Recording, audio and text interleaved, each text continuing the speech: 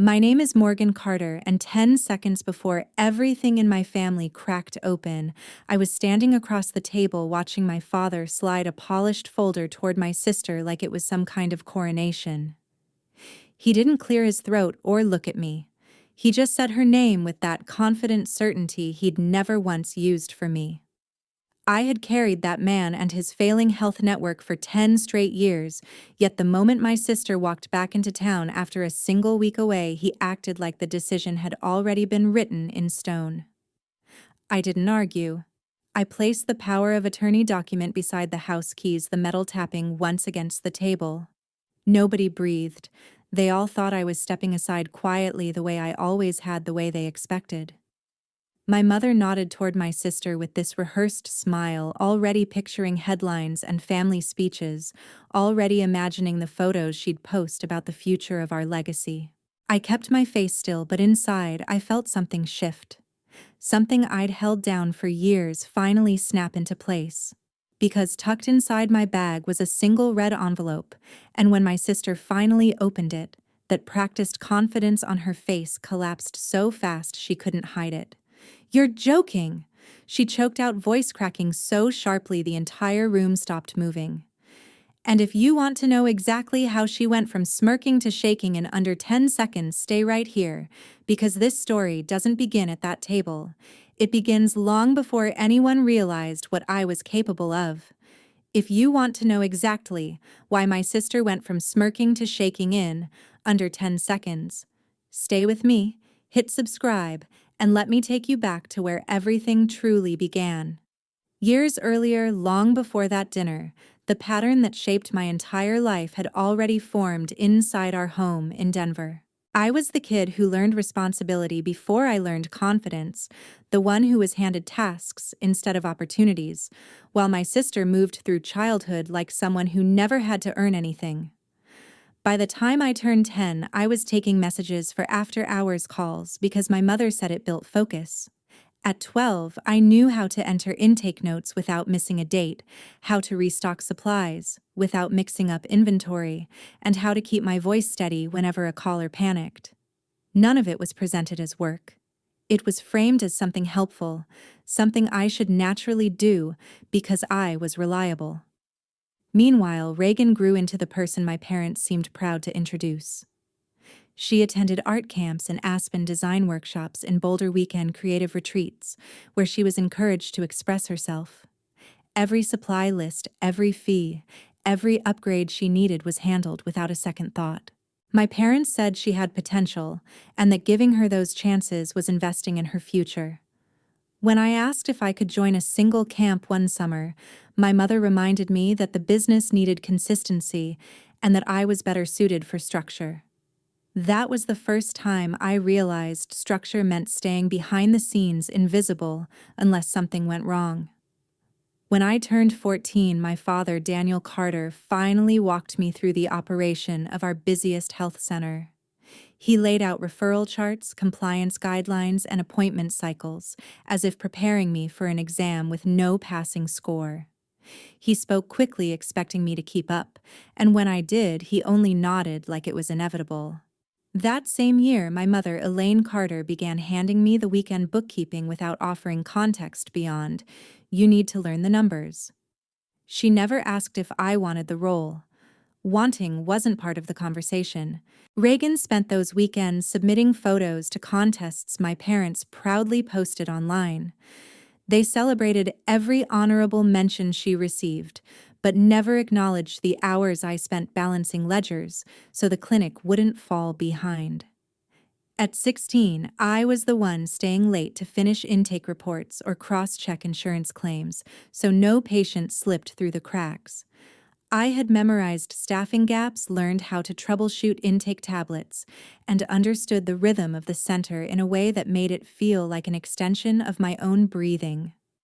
Reagan was 17, floating between creative hobbies, posting curated shots of Denver sunsets while I drove across town to pick up delayed supplies because no one else could respond quickly enough. My parents framed her photos in the hallway, but none of the certificates I organized or solved issues I handled earned a single comment beyond "good, keep going." The older I grew, the tighter the pattern became. Reagan shined and I kept everything running. They called her the face of the family legacy and referred to me as the one who made things easier, never saying what exactly I was sacrificing to do it. I didn't push back or question the imbalance.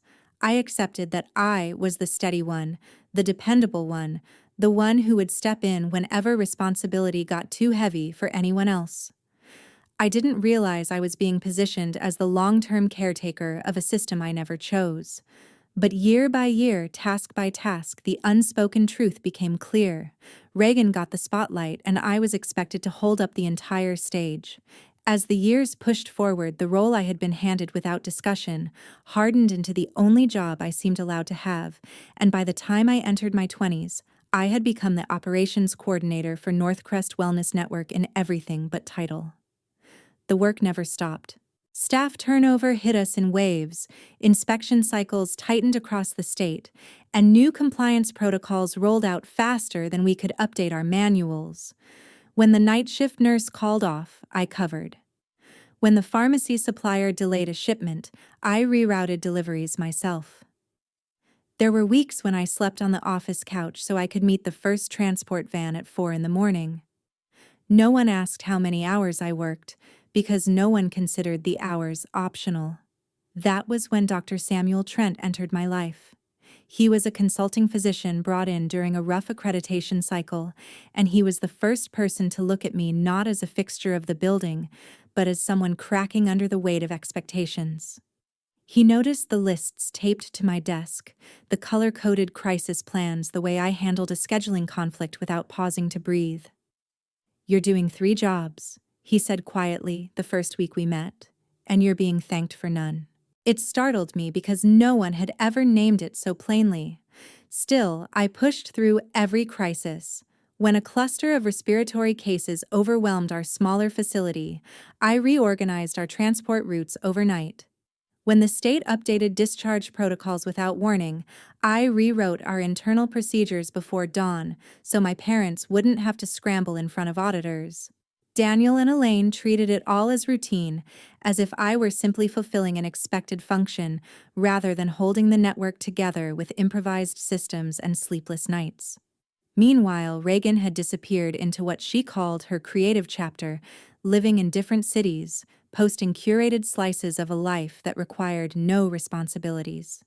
Every few months she called to ask for money because a project fell through or a roommate left without paying rent. Those calls were brief, careless, and ended with her promising to visit when she had time. She never did. The more the workload grew, the more invisible I felt inside my own family's business. Staff came to me because I solved problems, but my parents went to me because they assumed I could absorb anything without complaint. They never said the words, but their actions made it clear I was the dependable structure behind the scenes, the person who would keep everything from collapsing while they waited for Reagan's eventual return. Dr. Trent saw the signs before I did. He watched me reroute an entire clinic day after a provider car crash, then step into the hallway to answer a string of calls because my parents didn't want to cancel their lunch meeting. Afterward, he asked if I realized how much of the network depended solely on me. I didn't answer because the truth was uncomfortable. If I stepped away for even 1 week, everything would buckle. That was the moment I finally understood that I wasn't just supporting the system, I was the system. Then out of nowhere, she came back. Reagan Carter walked into the lobby like she had only stepped out for coffee, not vanished for years, and my parents reacted as if a long-lost monarch had returned to claim her throne. I was reviewing staffing rotations when I heard my mother's voice echo down the hall, bright, theatrical, almost trembling with excitement, and when I turned there, she was arms spread, practically pulling Reagan into the center of the building. My father joined them seconds later, adjusting his tie like he was meeting a board of investors. They didn't even look in my direction. Within an hour, every department lead received a sudden calendar invite titled Special Leadership Introduction. My inbox stayed empty. The meeting happened in the main conference room. I wasn't invited, but the glass walls didn't hide much. I stood at the end of the hallway long enough to watch my father position Reagan at the head of the table, speaking with the solemnity of someone announcing a successor. My mother rested a hand on Reagan's shoulder the entire time, like she was presenting a priceless artifact. When the staff applauded out of obligation, my father actually nodded, as if their reaction confirmed his vision. By noon, messages about schedule approvals, inspection prep, and vendor issues stopped reaching me. Instead, I received a single forwarded thread with a short note from my mother. "We'll handle these from now on. Focus on your usual tasks." My usual tasks. I had managed those systems for a decade, but suddenly, I was being nudged into a corner without explanation. The next shift in atmosphere was even harder to ignore. I entered the operations wing and saw a cluster of employees gathered around something on the bulletin screen. When they dispersed, I understood why they looked confused. A new photo had been uploaded, a posed shot of Reagan standing in front of our flagship center, chin lifted, hairstyled to look intentional but effortless. Beneath it, in bold serif letters, were the words, "Future Leadership." I stared at the screen long enough that the motion sensor thought no one was there and dimmed the lights. No announcement had been sent to the network. No conversation had been had with me. I was being erased in real time. Later that evening, while adjusting the automated payroll logs, I noticed that my administrative permissions had been quietly downgraded. Functions I used every single day were now labeled restricted. It wasn't a glitch. It was deliberate, and it wasn't subtle. Reagan strutted through the building with the confidence of someone who believed a destiny had finally caught up to her. Staff members followed her hesitantly, unsure of what role she actually held, but my father whispered explanations in passing, smoothing the story as he went. My mother kept repeating phrases like natural fit and fresh vision, as though repetition alone would make them true. I watched the shift happen piece by piece, the way you watch storm clouds thicken even before the wind changes. Reagan lingered outside my office once, offering a smile that didn't reach her eyes, the kind of smile that said she already knew where this was heading. I didn't respond. I didn't need to. The truth settled in my chest with a cold clarity. A rearrangement was underway, and I was the piece they intended to quietly slide off the board. I knew I needed clarity, not chaos, so I went to the only person whose judgment had never wavered around me. Dr. Samuel Trent didn't flinch when I told him what my parents were planning, nor did he ask why I looked like I hadn't slept in 3 days. He listened in complete stillness, then said the sentence that shifted the axis of everything: "You don't need revenge. You need structure." Those 4 words cut straighter than any emotional response could. Structure. Not anger. Not arguments. Not begging to be seen. Actual structure. He pulled out a card from his drawer and slid it to me with a precision that felt intentional. "Call her," he said. "Ms. Valerie Knox. She's the only lawyer I trust for situations where the heart clouds what the law makes clear." When I met Valerie, she didn't offer sympathy. She offered assessment. She opened folders, asked exacting questions, and requested access to every contract, license, partnership agreement, and compliance file tied to our network. She read faster than I could breathe. 10 minutes in, she lifted her eyes and asked, "Your parents are trying to transfer operational authority without understanding what operational authority actually is, correct?" I nodded. She tapped a page. "Your power of attorney is still valid. They signed it 5 years ago. They never revoked it. They cannot transfer what they do not control." She didn't say it with malice. It was simply fact. Cold. Precise. Liberating. Valerie began mapping an entire framework on her tablet: intellectual property, licensing rights, compliance structure, operational system control, digital access, authorization, emergency decision pathways, state-level approvals, and federal partnership obligations. Each line ended with the same conclusion: every critical component was tied to me. Not them. Not Reagan. Me. If you want to protect what you built, Valerie said calmly, you don't fight them. You outstructure them. She drafted the formation documents for the Northridge Care Foundation, an independent entity, nonprofit legally separate from anything Daniel or Elaine believed they owned. Under her direction, I transferred every intangible asset into it, the digital systems, the operational manuals, the compliance credentials, the partnership MOUs, the audit histories, the staff development architecture, and the emergency authority codes. Not one part of the living system remained outside the foundation. Only the physical buildings stayed with my parents because, as Valerie put it, bricks have no power without the blueprint. She prepared a packet of routine-looking paperwork for my parents to sign updates, acknowledgments, procedural confirmations. Nothing deceptive, nothing hidden. Simply documents they should have read but didn't. They signed every page without pausing. My mother even joked, "You always handle the boring things so well, Morgan." Valerie didn't smile, and neither did I. Once everything was legally complete, she placed the final document in front of me, a single page with a red header. "This," she said, "is the letter you will hand to your sister when the time comes. Write it carefully. It is not retaliation. It is notification." I stayed late in my office that night, drafting the words with steady hands, not fury. When I sealed the envelope, I realized Dr. Trent had been right. This wasn't revenge. This was structure. The night of the so-called legacy dinner arrived with the kind of forced elegance my parents loved to stage. I sat at the far end of the table, silent, watching the way they kept glancing toward the door, as if waiting for a celebrity instead of their own daughter.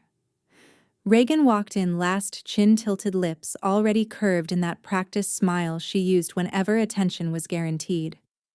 My parents rose to their feet instantly. Daniel tapped his glass and announced with a pride he had never once used on me that tonight was the beginning of a new era. Elaine clasped her hands dramatically, saying it was finally time to pass the torch to the rightful leader. I didn't interrupt. I let the applause from the staff and extended family wash over the room hollow and rehearsed. When the noise settled, I stood up without saying a word. All eyes dragged toward me, confused, irritated, curious. I placed 3 objects on the table: a small silver key, a folder containing the power of attorney they had forgotten I held, and a single red envelope addressed in my handwriting. Reagan blinked at them, then reached for the envelope like it was a prop she was supposed to interact with. She slid the letter out, skimmed the first lines, and the color drained from her face so fast the room seemed to tilt. Her voice cracked the moment the meaning landed. "You're joking." The conversations died instantly. Chairs scraped. Someone gasped. She read again, slower this time, and her hand began to tremble. My parents demanded to know what the problem was, but before she could form a response, a calm male voice spoke from behind me. Mr. Warren Blake, the attorney representing the Northridge Care Foundation, stepped forward with a briefcase in hand and set a stack of documents on the table. He didn't raise his voice. He didn't need to. His words carried the weight of every signature they had ever dismissed as routine paperwork. He explained line by line that the operational system's intellectual property compliance rights, digital infrastructure, and all legally recognized partnerships had been transferred months earlier into a nonprofit foundation structured under my authority. Reagan wasn't inheriting the network. She was inheriting 2 physical buildings and the accumulated operational debt attached to them. Daniel grabbed the documents and flipped through them so aggressively the pages bent, but Warren simply pointed to the lines bearing both his and Elaine's signatures. He reminded them that every transfer had been fully notarized and voluntarily approved. Elaine whispered that she didn't remember signing anything. Warren replied that forgetting didn't invalidate a contract. Reagan looked around the table, desperately searching for someone to contradict him, but every page confirmed the same truth. The empire she thought she was receiving didn't exist under their control anymore. My parents tried to argue until Warren presented the compliance clause, stating that any attempt to misrepresent ownership would trigger an audit that could freeze the remaining assets. Silence spread like a shockwave. The applause that had filled the room earlier was replaced by the sharp, unbearable quiet of people realizing they had celebrated too soon. I didn't gloat. I didn't smile. I simply pushed the POA folder toward Daniel and told him he wouldn't need it anymore. The key was symbolic, nothing more. The real power had shifted long before tonight. Reagan stared at me like she was seeing me for the first time. She wasn't wrong. They had never bothered to look closely enough to understand what I was capable of. Days after the dinner, the shift was immediate and unmistakable. Staff who had once copied Reagan on every message quietly removed her from threads, forwarding all operational concerns directly to the foundation. No one argued about it. They simply understood where the real structure lived now. The vendor contracts updated their primary contact to my new foundation email, and clinical partners adjusted their compliance records without hesitation. The system had finally realigned with the person who had held it upright for a decade, and not even my parents' panic could slow that process. Reagan tried to assert control during that first week, sending out directives that contradicted state guidelines, but every attempt showed how unprepared she was. She approved a scheduling change without logging it in the compliance portal, waited too long to file a mandatory incident report, and misread a renewal notice that required her signature within 3 business days. Her errors piled up until the state board flagged her license for formal review, giving her 60 days to correct deficiencies she didn't even understand. I didn't intervene. I didn't warn her. I didn't soften anything. I simply let the system respond the way it always responds, when someone leads, without knowing how to carry the weight. On the 12th day, Daniel and Elaine walked into the county benefits office, something I only learned because I was leaving the building at the same time after dropping off foundation verification documents. They froze when they saw me, like they expected me to stop and acknowledge them, but I kept walking. There was nothing left to say to people who had spent years calling me dependable only when it protected them and invisible the moment I stopped serving their narrative. Their choices had finally landed where they always belonged, on their own shoulders. Meanwhile, my days at Northridge Care Foundation settled into a clarity I had never experienced in my family's system. Decisions moved through proper channels, accountability was shared, and the staff who had once whispered encouragement in hallways now stepped into leadership roles with confidence. We rebuilt processes that had been patched together for years, strengthening the program not out of desperation, but out of genuine purpose. I didn't celebrate my parents' struggle or Reagan's collapse. I didn't need to. Consequences don't require applause. They simply arrive when the truth becomes impossible to outrun. By the time Reagan's 60-day review closed, she had already failed every corrective benchmark. Her license was suspended, and without it, she couldn't legally operate or supervise anything. The buildings she inherited, once the symbol of her future leadership, became liabilities she couldn't maintain. Daniel and Elaine tried to renegotiate the reality they had signed, but the paperwork was airtight. They had given away control because they never believed I would use the authority they handed me. They miscalculated the same way they always had, assuming my silence meant weakness instead of intention. Stepping into my office that evening, I realized the real ending had nothing to do with them losing power. It was about me reclaiming space they never allowed me to occupy. I closed the door, breathed, and let the weight finally fall away. No revenge, no reconciliation, just boundaries stronger than blood, cleaner than forgiveness, and long overdue.